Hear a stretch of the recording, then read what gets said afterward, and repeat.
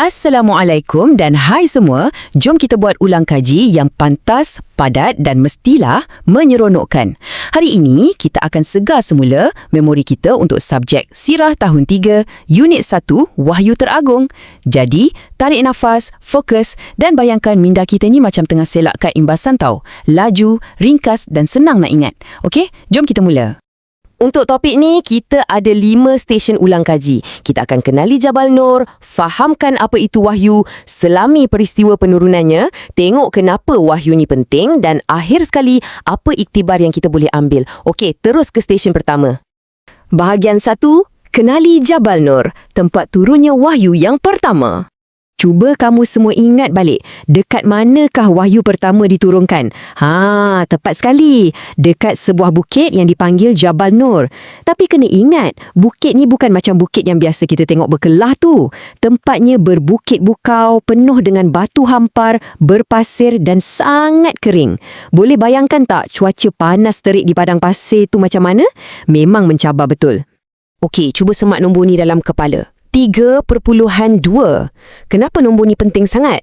Sebab Jabal Nur ni terletak cuma 3.2 km je dari kota Mekah. Nampak macam dekat kan? Tapi tunggu dulu, perjalanannya tak semudah yang disangka. Fakta pantas seterusnya, nombor 640. Nombor apa pula ni? Untuk pengetahuan kamu, Bukit Jabal Nur ni berdiri megah setinggi 640 meter menghadap kota suci Mekah. Tinggi tu! Dan yang ni mesti buat kamu semua terkejut. Agak-agak lah kan, berapa anak tangga yang kita kena daki nak sampai ke Gua Hira yang ada dekat puncak bukit tu? Percaya atau tak, kamu kena naik lebih kurang 600 anak tangga. 600 ya? Boleh berpeluh sakan dibuatnya. Tapi, dekat puncak itulah letaknya Gua Hira yang bersejarah tu. Masuk bahagian kedua. Apa itu wahyu? Iaitu kalam Allah. Dari tadi kita asyik sebut perkataan wahyu kan? Tapi apa sebenarnya maksud wahyu ni? Sebenarnya sangat mudah. Wahyu ni bermaksud kalam Allah yang disampaikan kepada Nabi dan Rasul. Ingat perlahan-lahan kalam Allah kepada Nabi dan Rasul. Macam ayat-ayat suci Al-Quran yang kita selalu baca tu.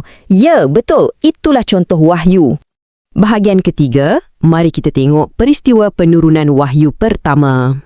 Sekarang, bayangkan kita berada dalam kisah hebat ni. Walaupun bukit tadi laluannya sangat curam, penuh batu besar yang susah nak didaki, Nabi Muhammad SAW ada tahap kesabaran yang luar biasa tau. Baginda gigih juga daki bukit tu semata-mata nak ke Gua Hira untuk beribadah dan menyendiri. Betapa kuatnya fizikal dan mental baginda. Okey, ada 2 fakta masa yang memang wajib kamu lekat dalam ingatan untuk ujian nanti. Masa peristiwa agung ni berlaku, umur Nabi Muhammad adalah 40 tahun dan tarikhnya pula jatuh pada bulan yang sangat mulia iaitu 17 Ramadan. 40 tahun, 17 Ramadan. Senang kan nak ingat? Jom kita tengok turutan apa yang berlaku waktu Nabi dekat dalam Gua Hira. Pertama, tiba-tiba malaikat Jibril muncul bawa wahyu. Kedua, Jibril terus suruh Nabi baca. Dia sebut Iqra'. Tapi Nabi jujur menjawab yang baginda tak tahu membaca. Ketiga, yang ni penting. Jibril terus peluk Nabi kuat-kuat. Bukan sekali, tapi 3 kali Jibril peluk baginda. Dan yang keempat, lepas je pelukan ketiga tu, barulah Jibril ajar Nabi baca ayat 1 hingga 5 dari surah Al-Alaq. Ingat formula ni, 3 kali peluk, 5 ayat. Lepas je kejadian tu, apa jadi? Nabi cepat-cepat balik ke rumah jumpa isteri kesayangannya, Sayyidatina Khadijah. Waktu tu badan Nabi menggigil-gigil sebab terkejut sangat jumpa malaikat. Khadijah yang sangat penyayang ni terus selimutkan dan tenangkan Nabi. Bila baginda dah makin tenang, Khadijah pun bawa Nabi jumpa sepupunya yang sangat berilmu, namanya Waraqah bin Nawfal. Dan Waraqah inilah orang yang mengesahkan bahawa Nabi Muhammad sebenarnya dah pun dilantik jadi seorang rasul. Bahagian keempat, kepentingan wahyu. Kenapa ia diturunkan? Soalannya sekarang, kenapa wahyu perlu diturunkan kepada manusia? Secara ringkasnya, wahyu ni penting supaya kita tahu apa yang Allah suruh dan apa yang Allah larang. Wahyu juga bawa penyelesaian untuk semua masalah manusia tak kira zaman. Oh ya, satu lagi fungsi wahyu adalah untuk jelaskan perkara sam'iyat. Sam'iyat ni apa? Ia bermaksud benda-benda gaib yang akal kita tak boleh nampak, contohnya macam syurga, neraka, pahala dan dosa. Selain tu, wahyu juga berfungsi untuk patahkan hujah orang kafir dan bagi kita pengajaran dari kisah sejarah orang-orang zaman dulu. Bahagian terakhir, bahagian kelima, iktibar untuk kita. Peristiwa agung ni bukan sekadar sejarah tau. Ia sangat berkait rapat dengan hidup kita sekarang. Jadi, apa pengajaran yang kita boleh amalkan? Pertama, pastikan kita sentiasa jadikan Al-Quran sebagai panduan utama hidup kita. Kedua, kita kena sentiasa berpendirian teguh, jangan mudah terikut-ikut anasir negatif.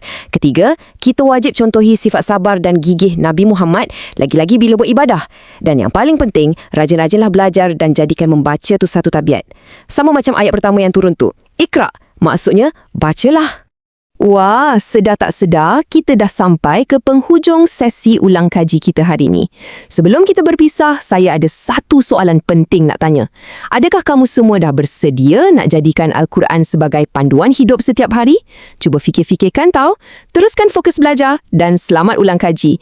Ingat, jadikan amalan membaca tu kebiasaan dan kejayaan pasti dalam genggaman kamu. Jumpa lagi!